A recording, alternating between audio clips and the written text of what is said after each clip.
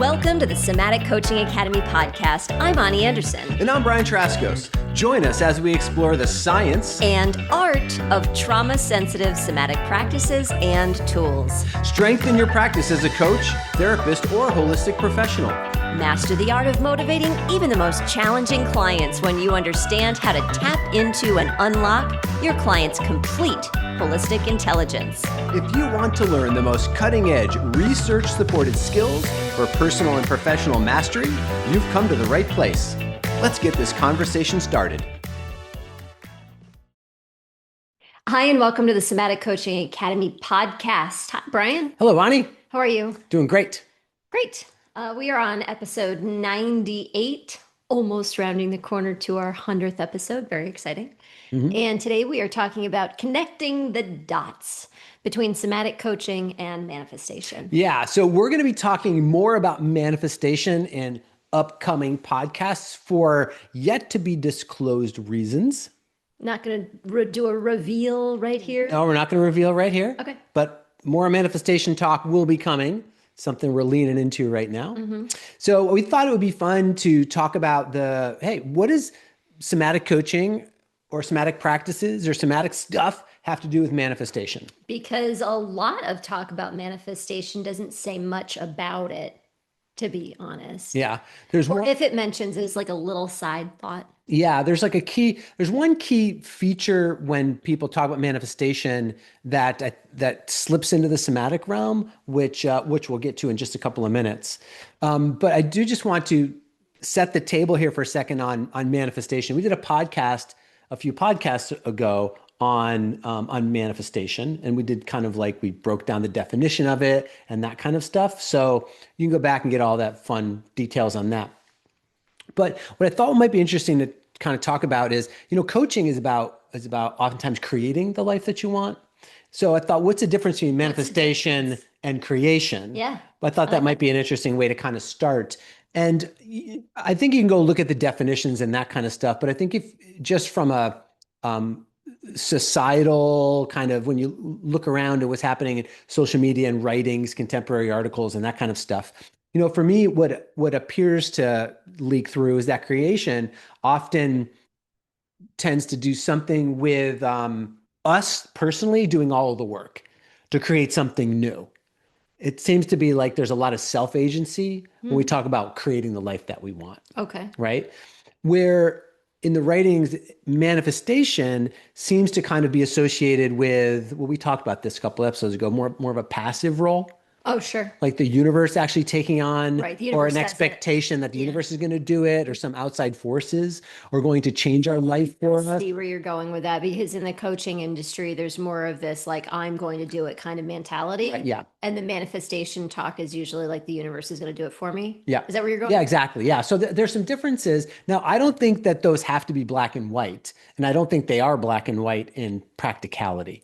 I think it's actually, if to create or / manifest, however you want to talk about it, the life that you want to create, you actually need a little bit of both of those things. Yeah, I would agree. I perceive it as the manifestation topic falls more in the realm of, I'm probably talking about something about spirituality in the way that people think about it. And then the coaching space, I think people think you can opt out of whether or not you're talking about spirituality. Sure, yeah. Which I would totally disagree with. I think as soon as you're having a coaching conversation and saying to somebody what do you want or what your purpose or what's your values and those kinds of things that like all coaches do, it's already a spiritual conversation. Yeah. But I think that's part of the distinction I see. Yeah, I think to build on top of that too, some of the dynamic between those two things is that with creation, it's very action oriented. So coaching can be very action oriented. Like, what are you going to do? How are we going to hold you accountable to it? All that kind of stuff. And the manifestation side, it's very positive thinking oriented. Yeah. Like if I just think positively, if I just vision positively, it'll happen. And again, I think that's important to realize that there are elements of both of these things that are really important when you want to create or manifest. I don't care what words you use, the life that you want. You actually need both of those things. Sure. So I think it's important to be inclusive of that. That's how life works. Yeah. Both things. Always. So, what I want to It's kind of not. say just about manifestation when it comes to somatic coaching, or just the way our kind of our nervous system works, which I think is the link. Like when we're connecting the dots between manifestation and somatic coaching, of course, the way I see those dots being connected is through our physiology. Okay. But that's how I view it because that's who I am. Well, sure. I had another thought, but go ahead and tell me what you mean by that. Well, the kind of the umbrella here is that when we're manifesting something, and also manifestation oftentimes is just kind of akin to the law of attraction. So people People talk about think, the law of attraction. So I think about it and then I'm going to attract that thing to me. sure. Where the truth is, manifestation really isn't about attracting something to you. It's about becoming aware of the opportunities that are around you that Already. would give you, again, the opportunity to become Yeah. the kind of person who can have the thing that you want to have. Right. So it's already around you. Like everything that you ever need is already around you because everything is already around you. Just because, but because the way our nervous system works is we're not seeing it because the nervous system filters out 99.9999999% of all the information simply so we can function. Hmm. And what it filters out is everything that's outside of our current experience or knowledge. And so we're constantly just filtering what we know already. And what we know already, if we don't like what we know already, then we're not seeing something outside of that known. And so the thing that you actually want to manifest or create is actually already around you right now. You just can't see it because of the way that your brain and your nervous system, we could even say your mind, I guess, how you want to use those terms, is filtering things out. Yeah, that makes a lot of sense. Yeah, what were you going to say?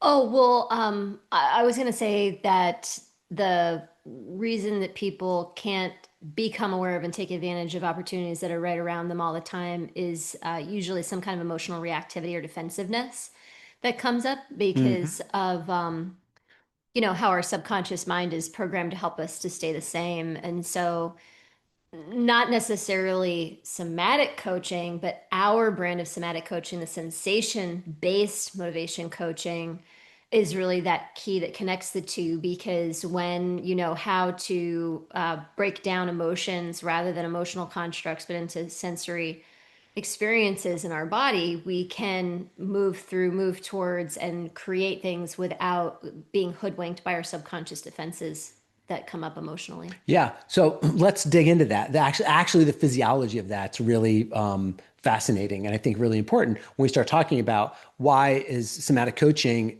actually critical if you want to manifest something in your It life. is critical. I think that's one of the missing pieces that we see out there with so many people talking about how to create the life that you want. I mean, there's so many influencers and people talking about how to create the life that you want, but so few people are actually able to do it, you know? Mhm. And I think that the key aspect of that is, well, oftentimes we hear, yeah, these people talk about what it is, but not how to do it, because really the how must include some kind of somatics. Absolutely.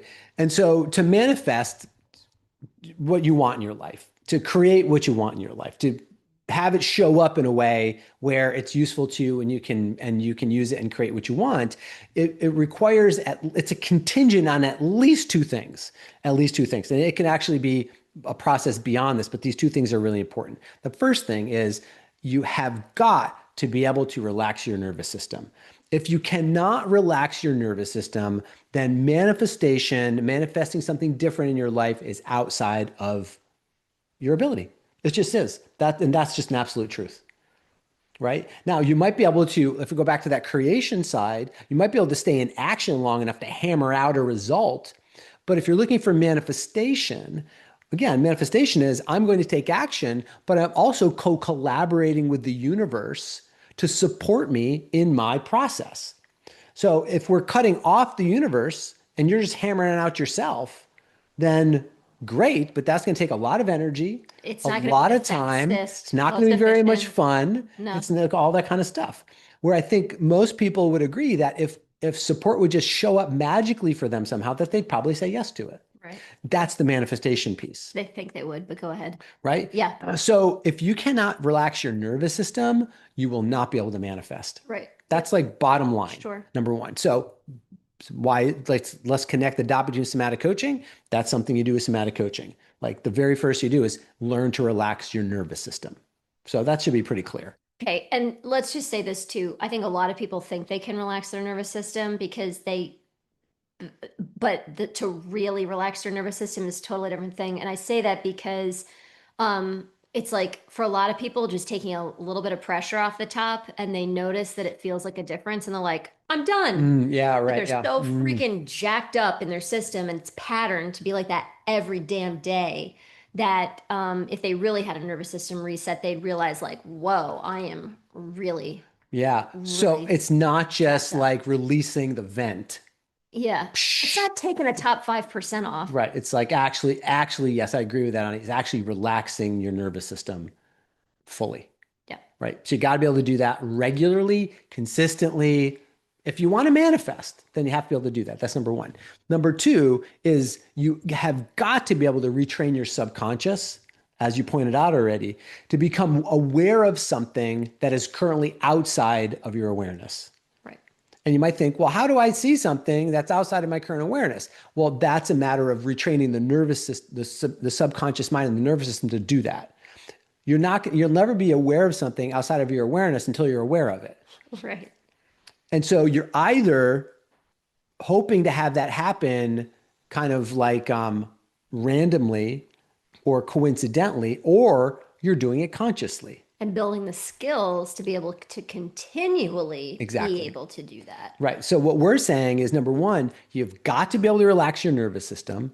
And number two, if you want to do manifestation consistently, you have to know how to retrain your subconscious mind to consistently become aware of things that are outside of your current level of awareness. That is not just a brain thing because your Correct. subconscious mind is your body. Exactly.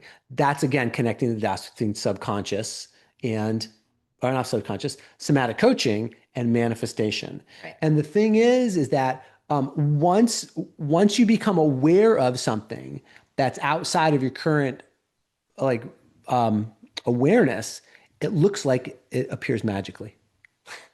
Yeah. That's where the manifestation piece comes That's in. where you think it's manifestation, right? Where it was there. It was there the whole time. Right. You It was couldn't see actually it. there the whole time. You just couldn't see it. But to you, it looks like it just appeared out of nowhere. Mm-hmm. And so then you think, oh my God, it appeared out of nowhere. But the fact is, it was always there. You just became aware of it, Mm-hmm. kind of thing. Yeah. Right. And then it looks like it's magic, Yeah. Yeah. sort of thing. I remember a manifestation that I had where the opportunity had been in front of me, literally right next to me for 7 years. And it just occurred to me one day, poof, this connection. And it seemed to just go poof. But it was literally right there for 7 years. Yeah. Amazing. Right. So Well, yeah, it's awareness. yeah. So somatic coach, using somatic coaching, sensation-based motivation coaching, what we teach here is one of the fastest ways to do that. One of the fastest ways to effectively retrain your subconscious to become aware of something that's outside of your current realm of awareness. And repeatable when you learn how to do it for yourself. Yeah, exactly. Okay, so there is a recipe here. There's at least a part of this recipe. Really like I recipes. love recipes. Recipe, what was it last week? Yeah, or so? last week or before, I'm on the recipe train. Recipe for that. Yeah, we're doing I just think recipes. it's so funny Yeah. because in reality, like you can cook smash burgers and sloppy joes and chili, I just made quesadillas for lunch. but they were very good. Yeah. Yes, but There you go. recipes. Anyway, so it's a key feature of to be able to successfully manifest is to be able to align your intentions. Hey, we just talked about intentions last week, didn't We we? did. Ah, there you It's go. like somebody's planning this Wow. thing All right. on So purpose. if you want more information on intentions, you scoot back a week, but you have to be able to align your intentions. And here it is with expansive emotions, which is what you kind of noted before. Mm-hmm. Like restrictive, constrictive emotions actually shut down our capacity to manifest. And become aware of, which is what you just said. Yeah. Where when we align and so if you look at anybody in the world out there is doing manifestation work or teachings, like these are two components everybody talks about. Mm-hmm. You have to have that clear intention and you must pair it with expansive emotions, which by the way are in essence expansive sensory states. Correct. And note that Brian did not say positive. Why didn't you say positive, Brian? Positive emotions. because we're not talking about value judgments around the experience that we're having, right? Because positive, negative, there's a value judgment associated with that. Then we're in kind of a polarized state, and that actually shuts off our ability to manifest. It doesn't actually matter so much how we judge the state that we're in. It's got to feel expansive. Right. So if you've been trying to manifest by feeling positive emotions, it's not going to work. Yeah. And this is why. It's not because you're doing something wrong. It's just a really key word to describe what we're trying to experience here. Yeah. So now that doesn't mean that what you might call positive emotions, they may feel expansive. They may. And though that's okay. So that's right. That's where you want to be. You want to be in that field. But I would invite people not to use that word Correct. when you're trying to work this out because it's going to eventually stick you somewhere. It's going to muck up the process. Where if you're focused on creating positive, or I'm sorry, scratch that. If you're focused on experiencing expansive sensory states, that's where you're really going to launch this thing for yourself. So now it's combining your clear intentions, what it is that you want to manifest, what it is that you want to create, and pairing that with expansive sensory states as if what you're intending to manifest is already occurring. Right. That's the basic recipe. Now, what's the physiology of that? What is the That's physiology, this is Brittany? so cool. Right. So this goes back to something that happens in your nervous system and in your brain called value tagging. Oh, yeah. Right. So value tag. So Yeah. So interesting. value tagging, I'll nerd out with you we on do this. this all the time, by the way, right? We're always doing this. Your brain has already value tagged things. And what a value tag is, it's your nervous system prioritizing what is the most important thing to pay attention to. So you think about value tag equals what you've been trained to pay attention to. Now, doesn't that probably have something to do with threat Well, it could, right? I mean, for a lot of oftentimes we're people? trained to pay attention to threat. So we have value tag around threat. And many of us pay attention most quickly to fears and limitations. And so that's what we're value tagging. Now, the value tag is what you're focusing on in conjunction with the sensory state that you might call emotion, an emotion. We call it a sensory state because we want to kind of get the story of the emotion out of the way and just deal with that. So if during the day, say you want to manifest $1 million, just as an example here, but most of the day, what you're focused on is not having enough money and it feeling restrictive in your body. That is what your nervous system is value tagged to pay attention to. So, what you will actually do reflexively is pay attention to the not enough money on a daily basis and not to the $1 million opportunity that must also be right around you right now, based on what we just talked about a couple minutes ago. Mm-hmm. Right? Because the opportunity, if you have a transformational intention and it includes to expand your wealth to whatever number, then the opportunity for that must be present right now. It must be around you, but you're not value tagged to see it. What you're value tagged to see are the fears and the limitations, right?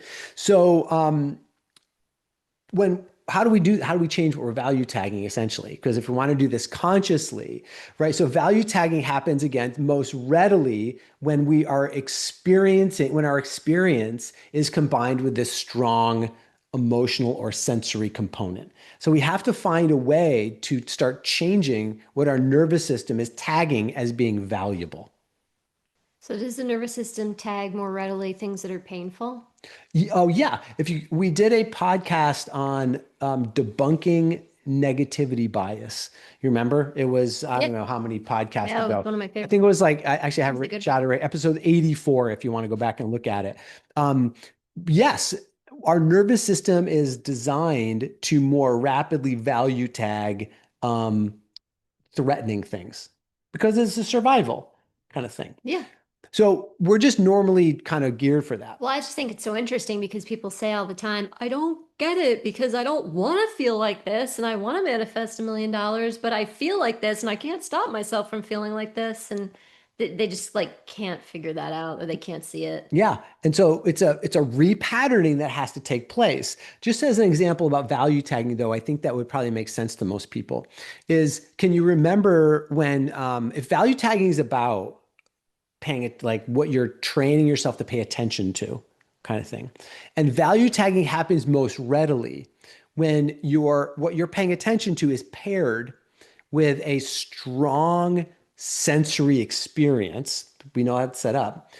Have you ever had like a mega crush on somebody? Or Oh, like at the beginning of a relationship? definitely. Yeah, like It was you. is me. Yeah. So but right at the beginning of a new relationship Yeah. that Highly often charged. feel very intense, right? They're Yeah. highly charged. They often feel really good, really expansive. Yeah. And so when you're not with that person, you can't Can't get your mind you off of can't it. get your mind off that person. Only think And about that's all you think about. And then you see other people that remind you of that person. it. Right. And you see the car that person drives that reminds you of that person. Yeah. And then you see the sandwich that they want to eat that reminds you of that person. And you see a shirt and they're there all the time. Yeah. Because now your brain is, because Paying attention to it. now you're paying attention to the intention that you have along with that strong sensory experience, and now you can't help but pay attention to it all of the time. Yeah. And you're at work and you can't stop thinking about the person. You're like, I gotta get my work done, but they're on my mind. But you know how that goes, right? Sort of Yeah. thing. Yeah. So I know you sit in your office and All just the daydream time. about me all the Brian. time. So, but that's an example of a value tag, how it happens. Yeah. So what if we had that same level of sensory intensity with what we wanted to manifest? Hmm. We would start paying attention to everything associated with that intention. Like your camper van Like situation. my camper van situation that I'm like just like focusing on I'm right calling now. it a It's situation. a situation. It's Yeah. like a very It's all highly charged it's your in crush, man. love situation. It's my We're crush right now. definitely crushing on camper I'm vans. crushing And on we camper see vans right them now. We everywhere. do. See them every place And we think about them and talk about them all all the the time. time. Yeah, exactly. So it's like You're value I tagging the am camper van. value tagging camper vans Yeah. right now, Yeah. and it's like that's what I want to do, Yeah. sort of thing. So you could do that with anything, but you have to create that pairing, okay? But we also have to tell you, just as a side note here, and I mentioned this before, is that manifestation is not usually about. So I'm value tagging camper vans. I'm pretty sure I would welcome it if it happened, but I'm not expecting Just a that little. a camper van is going to show up in my driveway tomorrow. If we woke up and saw a camper van in the driveway, I think we'd be a little Yeah, suspicious. I'd be a little suspicious of it. Now, maybe I won a lottery that I didn't join. I Yeah. don't know. But what I know is more likely going to happen is that an opportunity to become the kind of person Who who can owns the own camper the van? camper van Right. will Take care of the happen. camper van. Exactly. Use the camper That's van. what's going to happen. I'm going to be Yeah. presented with an opportunity to step in, and it might not look like it's connected to the camper van, but I'm wary enough to know that that's what's going to show up as an opportunity. Now, if a camper van just showed up, great. I'm not going to say no to it. I'm going to like think about all that kind of stuff, do my due diligence around it. But at the same time, what I know is more likely to happen is an opportunity to get closer to having that camper van, sort of thing. Hmm. Right. So that's really the trick about manifestation that we want to be just kind of aware of.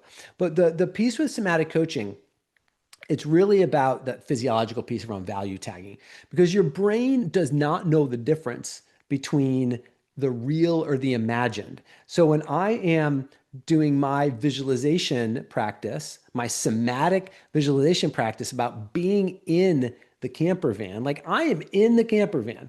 I can feel my body in there. I can visualizing myself in there. I can feel myself connected to the seat if I'm driving it, or the laying in the bed in the back, or looking out the windows, looking at Moab and the Southwest, which is where I'm going to take my camper van to, kind of thing. Haven't quite got to the place where I'm visualizing the cat with us yet, Oh, you know. am I in Yeah, the? oh yeah, you're there. Okay. But I think I told you this morning, there's part of the visualization is too, is you're off the hook of being in it all the time, Right. that I'm going to drive around and then pick you up at airports when you want want to be there and then Yeah. not be there. I kind Kind of of like like if that. I'm like your if you owned a yacht Uh-huh. and I'm the captain of the yacht and I Like kind of like take a it to places and camp, pick you up wherever you want to camp go. fan boy. Yeah, exactly. I'm a camper van boy.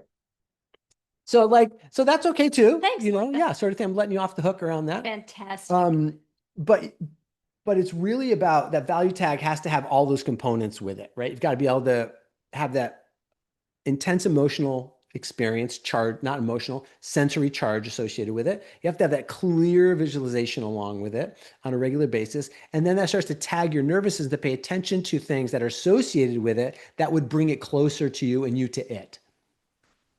That's kind of the basics around the neurophysiology of it. Now, where does somatic coaching come in?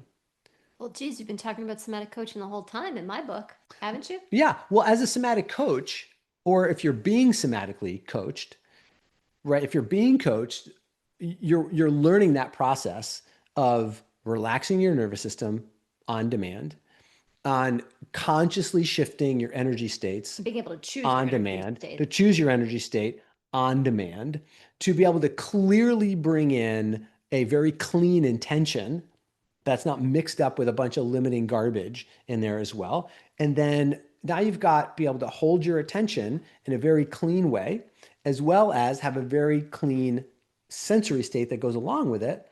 That's what the keys are for manifestation, why somatic coaching is so powerful with this. Yeah. Yeah. So does that connect the dots? Very well connected in my mind. I mean, it's like the same dot is what I'm really hearing. It's not to me it's not like two dots. Like it's obvious. It's so obvious.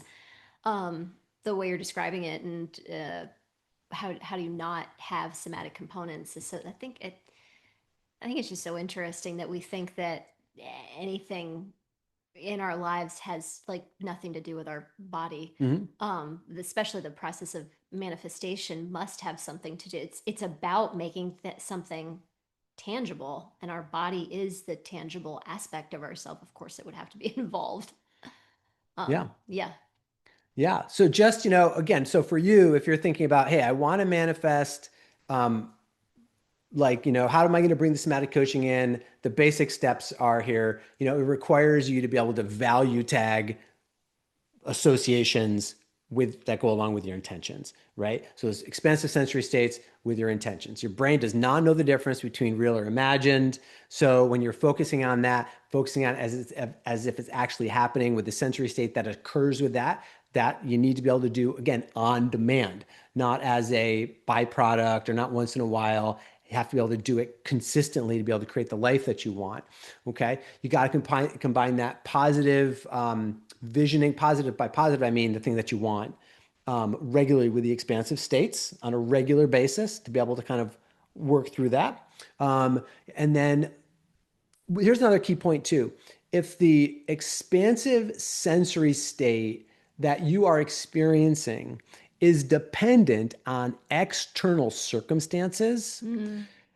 that's a red flag, Mm-hmm. right? So in other words, for me to feel my sensory state the way that I intend to feel that's associated with being in the camper van, if that's dependent on like you being in the room with me, or I'm not saying it has to be completely detached from having activators that can help me do that, Sure, right? but help, Help, not but not dependent. dependent. Like in other words, if you're having a bad day and I make me feel a certain way, then that's going to boggle up my manifestation project, Right. right?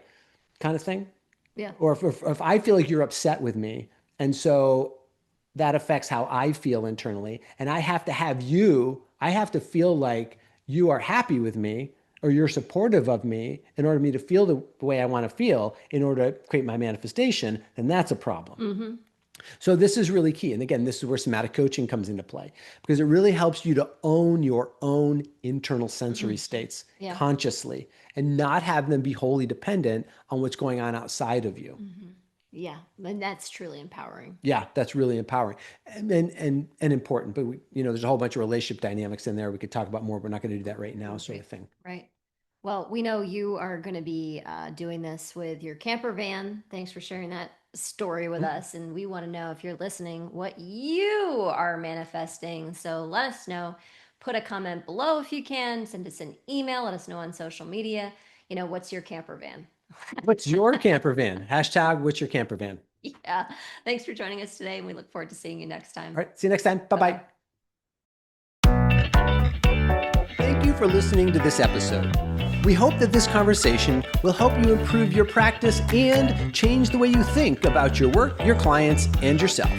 Continue your exploration of trauma-sensitive somatic coaching by listening to more podcast episodes at somaticcoachingacademy.com. You could be the trusted guide that people turn to help them with their most challenging situations and to reach their most precious goals. Thank you for joining us. We'll see you next time.